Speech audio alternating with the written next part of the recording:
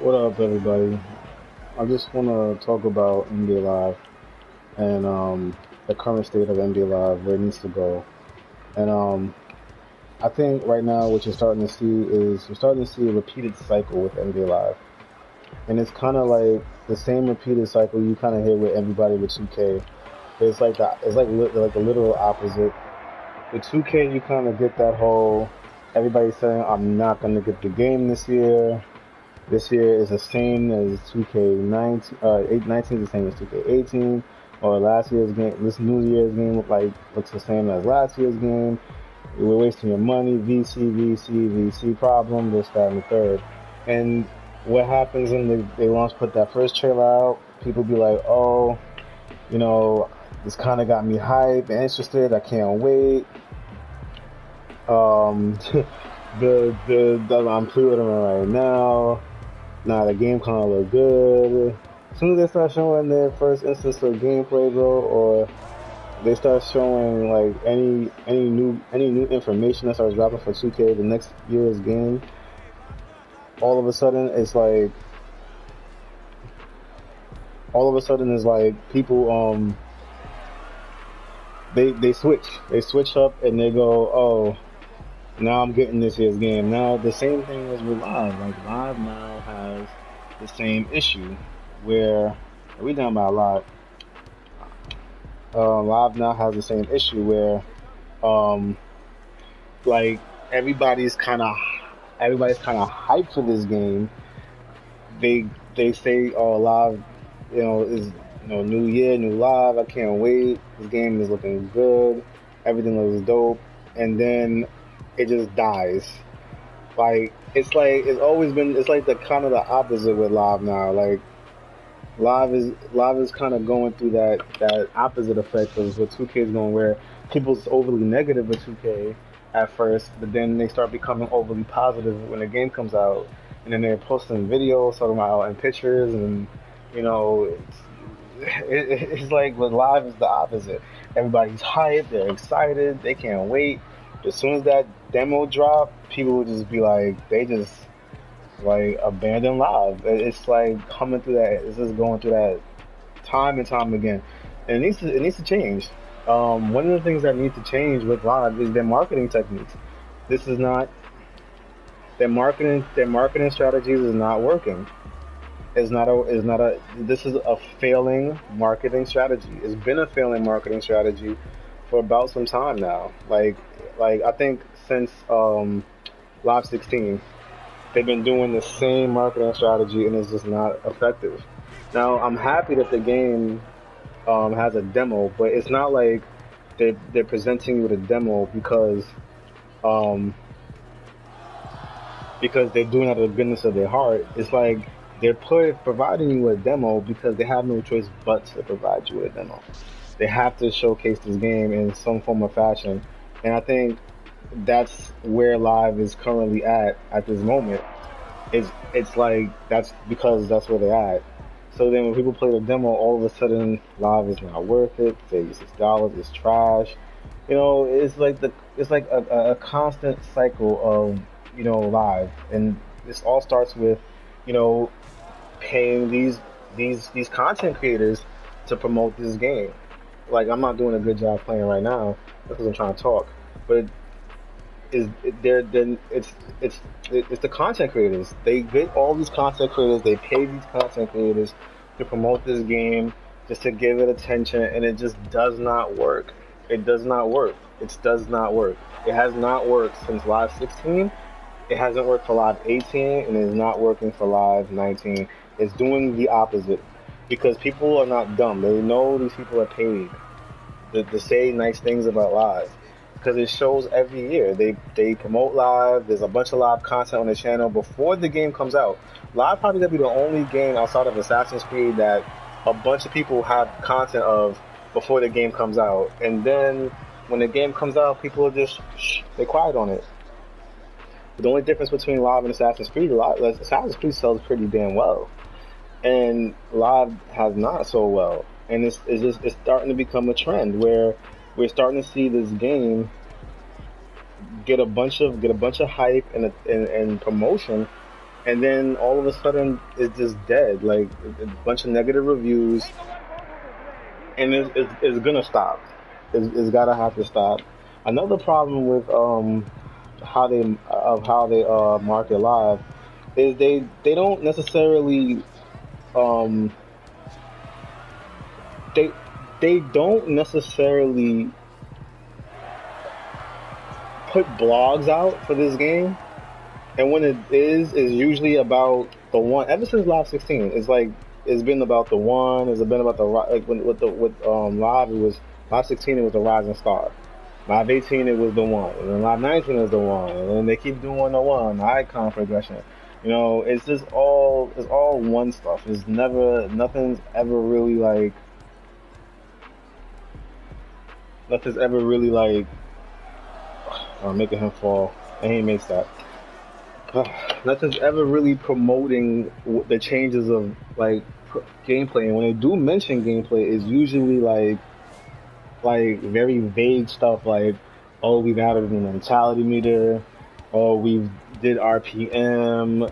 They don't really go into detail of what they've actually changed between this year's game, last year. They kind of did this year where they talk about the player models and the skeletons, but they need to talk about how that affects the basketball. Like none of this ta stuff talks about how it affects the basketball, like how the new skeletons allow us to do height and weight better, or how the RPM now moves a lot better, or how our locomotion system has been tuned for the auto motion. It's like none of these things get talked about, and so this is what's holding up these games. They need to change their approach and how they market NBA Live. That's the one thing they need to start changing.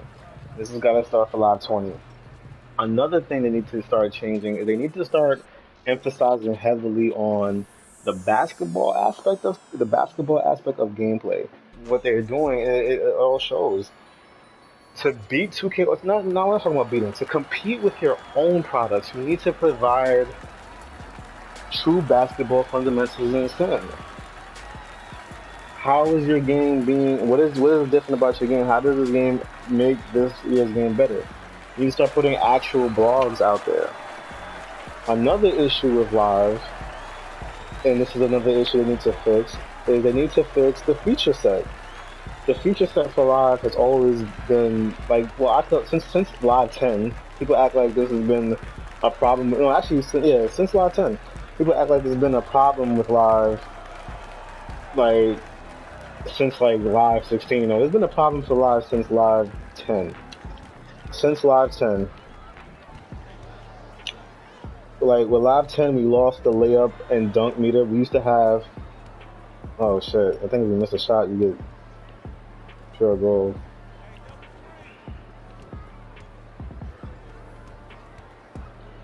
Um, you had, I lost my train of thought.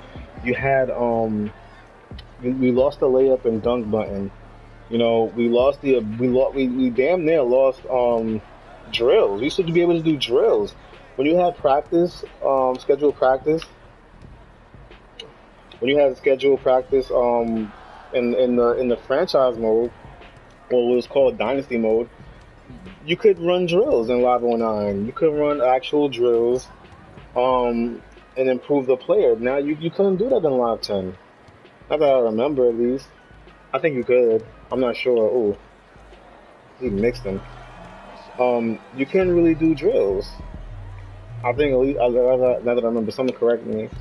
But we lost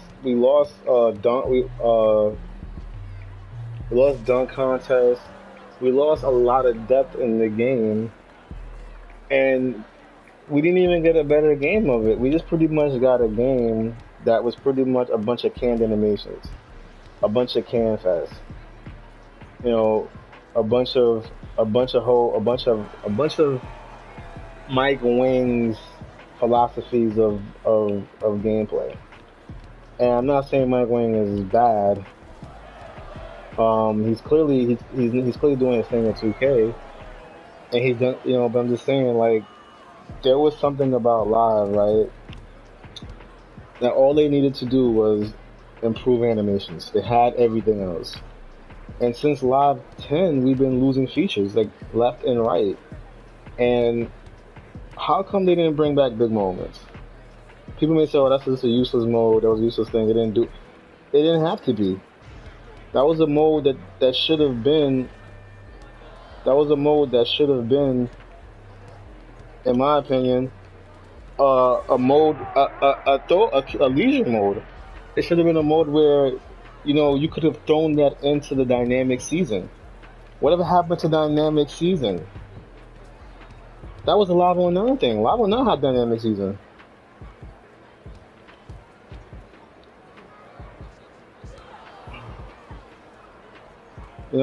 These are things that we all lost, and for some reason we lost it. But we never given these things back. Roster editing was something we lost. We lost this after like Live 14. Uploading rosters is something we had. That's gone. Like people. Oh my God, he throws all the way down there. Things we used to have, things we had in Live, was never built upon. They never built upon it. This is probably the first time I want to say since Live 08 and Live 09 that we've had something that was built off of. I'm gonna give EA credit. They did technically build off of Live 18, and they did. Like the game is much smoother. The animations look a lot cleaner and crisper. There's a lot more better basketball situations. Like I think a lot of people get very emotional when they talk about this game sometimes. I guess they had an unrealistic expectation of Live. And with that said, people are saying Live 18 was better. Live 18 had a lot more. I would take Live 19 over Live 18 gameplay wise any day. And I'm not saying because of the shot contesting and shit.